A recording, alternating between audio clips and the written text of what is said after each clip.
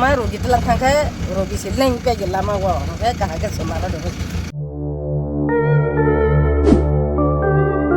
अमरपुर जतनबाड़ी सड़क से आने जाने वालों को बहुत ही कठिनाइयों का सामना करना पड़ रहा है और जतनबाड़ी से एलमरा तक भी रास्ते की हालत बहुत ही खराब और नाजुक है। जिस रास्ते से पशु पक्षी तक गुजरने से कतराते हैं, वैसी राहों में लोग और छोटे मोटे एक दो गाड़ियां चल रही है, जिस कारण सड़क का हाल और बेहाल होता जा रहा है। आए दिन अमरपुर से लेके एलमरा के रास्ते पे लोग जान गंवा रहे हैं। दुर्घटनाओं के कारण गाड़ियां समेत अन्य चीजों की भी नुकसान हो रही है। वैसे इन सब की वजह क्या है? दोषी कौन है? दोषी हम हैं, क्योंकि बिन कुछ समझे बिन कुछ जाने बस बेड़ चाल चल रहे हैं, जिस कारणवश हम उन्नति से कोसों मील दूर रह जाते हैं। क्योंकि जिनको वोट देके हम विधायक चुनते हैं, वो लौट के या मुड़ के फिर उस चुनावी स्थल पे नहीं आते। तब तक नहीं आते जब तक अगली इलेक्शन सर पे ना हो। वैसे ये तो बिल्कुल कह नहीं सकते कि काम नहीं हो रहा है, पर उसकी गति बहुत ही कम है। অনেক খারাপ